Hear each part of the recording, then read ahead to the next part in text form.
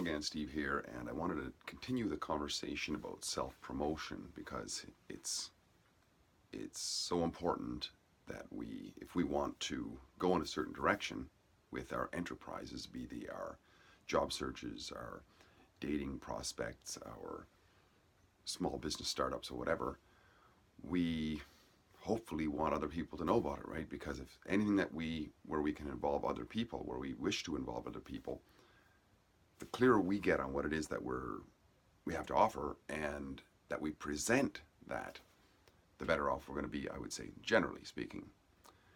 And I'm just going to talk a little bit about, my take on it. I'm no expert on this. I'm not great at it. As you can see, I've done a few things before, but I haven't promoted them very well. But I am fairly active in doing presentations, and so I maybe have a little bit to share here. One of the things about presentations is however we can present what it is that we have to present, and it's understandable to the target audience we want to talk to, the better off we're going to be, right? It's any way that we can get it out there. And there's all kinds of social media, there's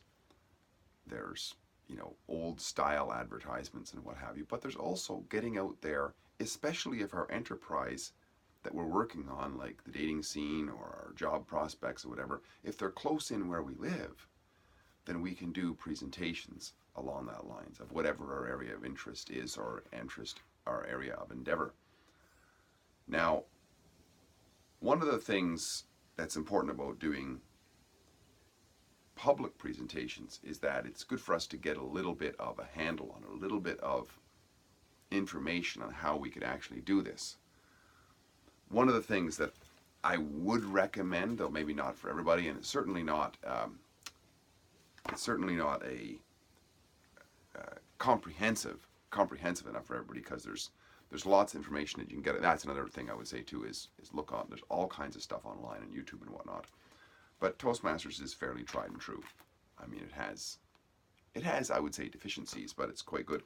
And this is actually going out of style, the old book form. They're changing it up here in May 2018 to be basically completely online.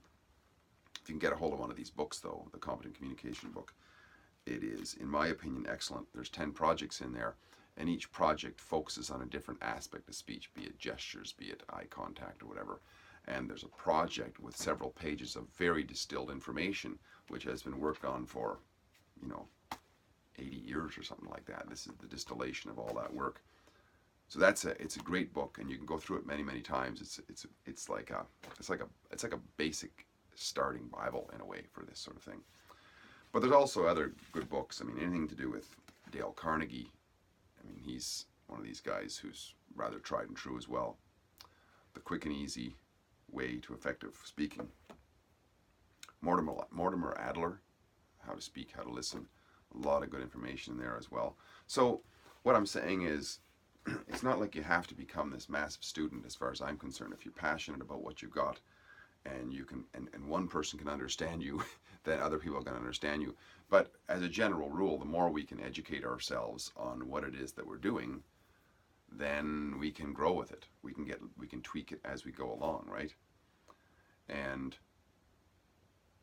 so one of the values of doing presentations is that you get to talk to people about what you're doing. But if there's something that you're doing which is demonstratable, you can actually demonstrate it right then and there. I remember a few years ago, I had published a few books by then. Somebody locally asked me, "Hey Steve, would you give a presentation on how to come up with writing a book?" And this wasn't a paid gig or anything, but it was an opportunity for me to get out there and practice.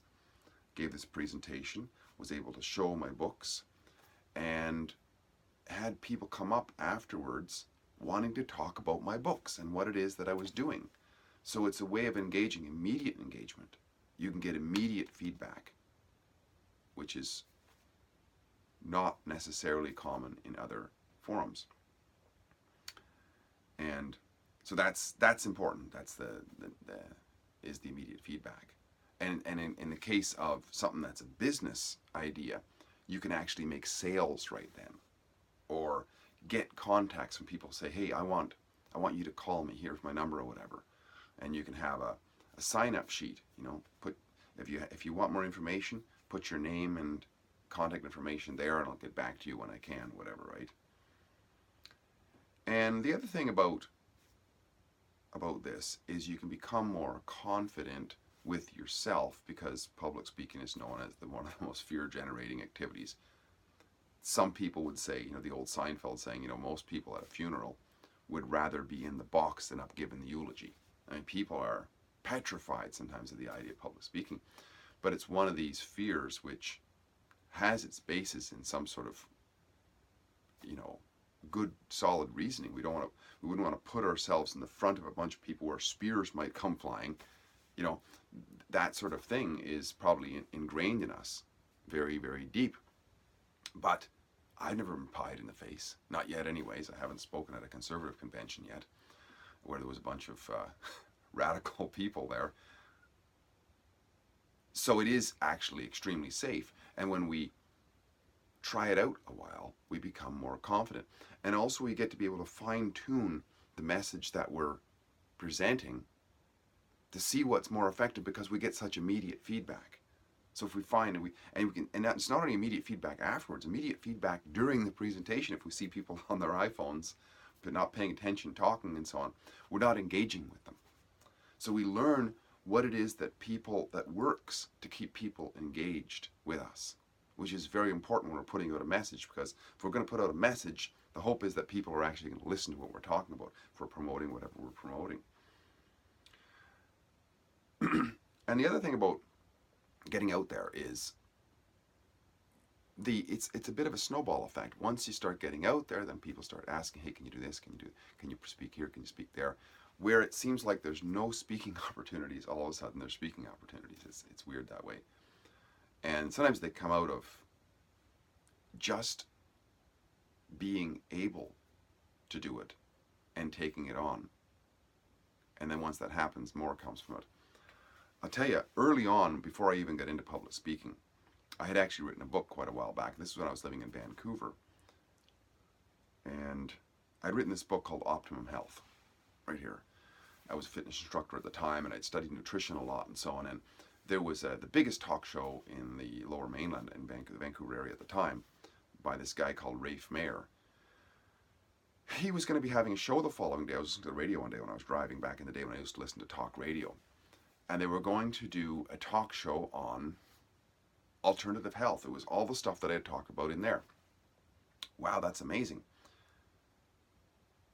So I called. I stopped somewhere and I called and I said, would I be able to call in and you know, I've just written this book and so on.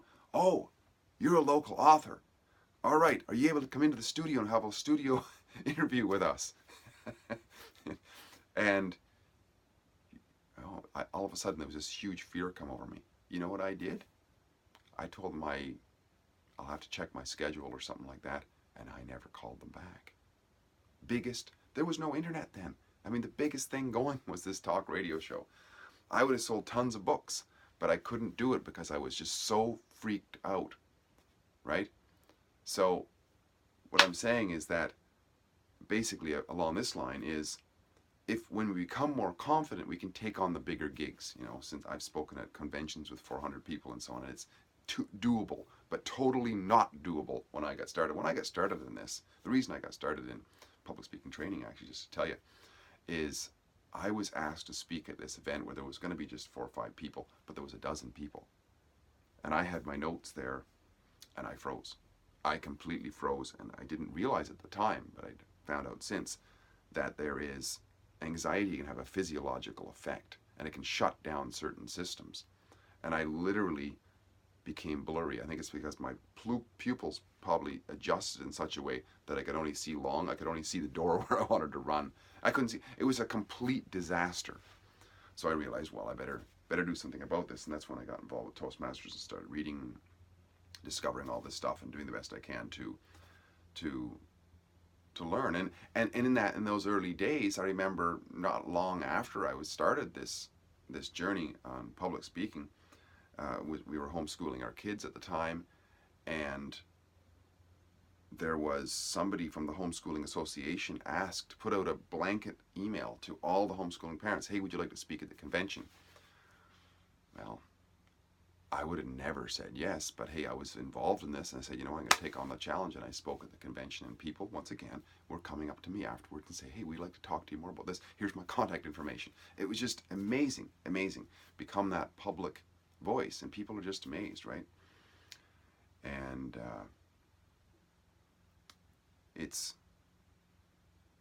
it's not that hard to find the opportunities just to practice.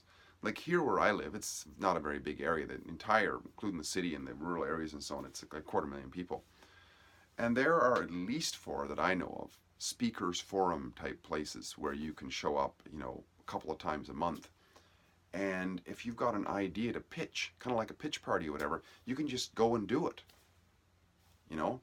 There are things like I do handyman work, right? So I've been asked one time, I think it was either at Home Depot or Lowe's or one of those at one time, hey, can you come in and do a presentation on, how to put drywall mud on or something? And, I haven't done it just because I think they wanted to have some sort of I don't know, all kinds of requirements back that I didn't have. So like legal stuff, like business licenses and all that sort of stuff. And I didn't bother pursuing that, but somebody could pursue that. And it gives practice, right? The more we practice, the more we practice, the more we become confident. The more we become confident, the better we're able to present what we're doing. And as we're presenting it, we're honing our message to tune up with the people who are listening so that they're more responsive. And we can keep adjusting it. And as we learn, we become better. And the whole process is that we become more effective promoters of what it is that we're trying to promote, what it is that we're trying to gain. And from that, we can go, that improves if we're on YouTube, it improves our YouTube presence. If we're on, if we do Skype calls and teleconferences and all that sort of thing, it improves it. It not only improves our confidence, but it improves our methods of delivery, our organizational skills and what have you, right? So yeah, I would definitely say give a big thumbs up to doing public speaking to promote what it is that we do. Doesn't matter what it is that we're doing, right? I mean, think about it. Okay, Steve, how does this work in the dating scene? Well, if we're more confident, number one, we can approach who we want to approach, right?